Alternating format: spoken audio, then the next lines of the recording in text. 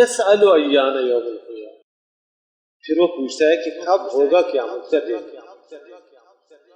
جیسے نبی صلی اللہ علیہ وسلم کے ساتھ مکالمہ مکی صورتیں آپ پڑھیں گے تو ہمیں آپ کو یہ بھی ملے گا، ہاں جی آپ روز دھمکی لگاتے ہیں کہ وہ دن آ کے رہے گا اور تمہیں اللہ کے سامنے کھڑا ہونا ہوگا اور 5 سوالات تم سے کیے جائیں گے۔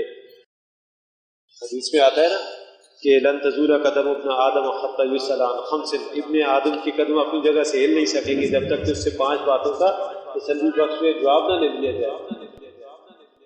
عن عمرہ فیما افناہ، اس کی عمر کے بارے میں، کہاں اس نے اس کو فنا کیا، کھپایا، کہاں لگایا، کہاں ضائع کیا۔ اور عمر کا بھی بہترین حصہ وعن شبابہ فیما ابلا، گویا عمر کے والے سے کتنے سوال آ گئے؟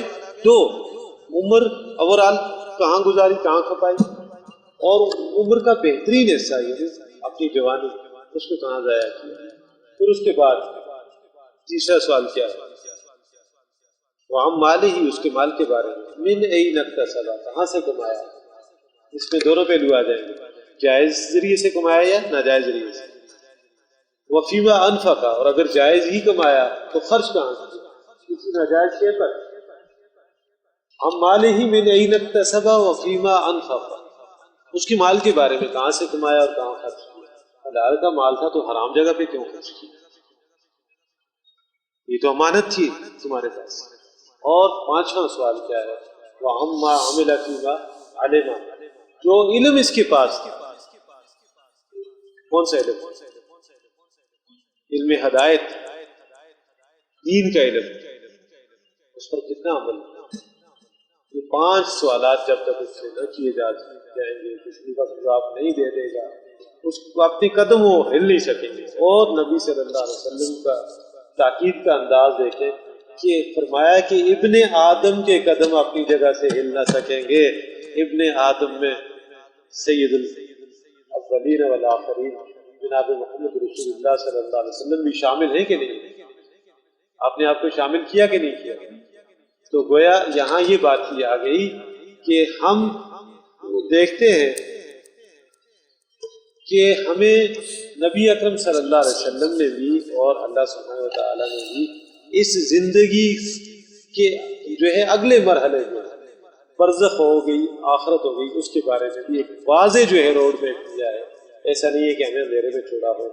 یسأل ایان یوم القیامہ، تو پوچھتا ہے کہ کب ہوگا قیامت کا دن۔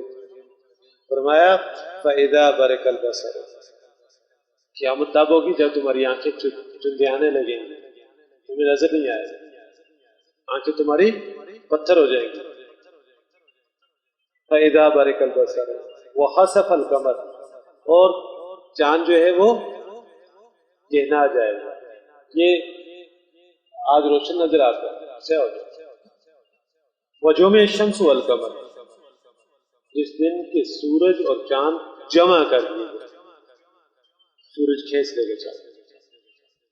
ابھی تو یہ صورتحال ہے نا، الشمس ينبغي لها ان تدرك القمر ولا الليل سابق النهار۔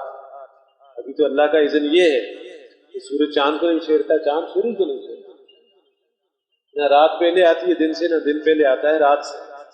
لیکن ایک وقت ایسا آئے گا یہ سب کچھ جو ہے، یہ کائنات جو ہے یہ عوام منصورہ ہو جائے گا، سب چٹکل میدان ہو جائے گا، کچھ بھی نہیں باقی رہے گا، نہ یہ پہاڑ، نہ یہ دریا، نہ یہ سمندر، نہ یہ صحرا، نہ یہ فضائیں، نہ یہ ہمارے جو ہے نظام شمسی، نہ یہ کہکشائیں، کچھ بھی نہیں رہے گا، صرف اللہ کی ذات ہے، وہی باقی ہے۔ الحی القیوم۔ فَإِذَا بَرِقَ الْبَصَرُ وَخَسَفَ الْقَمَرُ وَجُمِعَ الشَّمْسُ وَالْقَمَرُ، جب یہ جمع ہو جائیں گے، یہ اپنی آنکھوں سے دیکھ لے گا، یقول الانسان، پھر انسان کہے گا یوم ذن، اس دن، این المفر، کہاں ہے بھاگ کر جانے کا کوئی مقام ہے، کوئی جگہ ہے، کوئی جائے عافیت ہے کہ میں وہاں چلا جاؤں۔ یقول الانسان یوم ذن این المفر کلا لا وزر، ہرگز نہیں، کہیں کوئی بچاؤ کا سامان نہیں۔ الی ربک یومئذ المستقر، اس دن تو تمہارے رب ہی کے ہاں جو ہے وہ ٹھکانا ہوگا۔ اب رب کے سامنے جا کے پیشی ہوگی، اس کے علاوہ کوئی جو ہے دوسرا آپشن، دوسرا راستہ انسان کے پاس نہیں ہے۔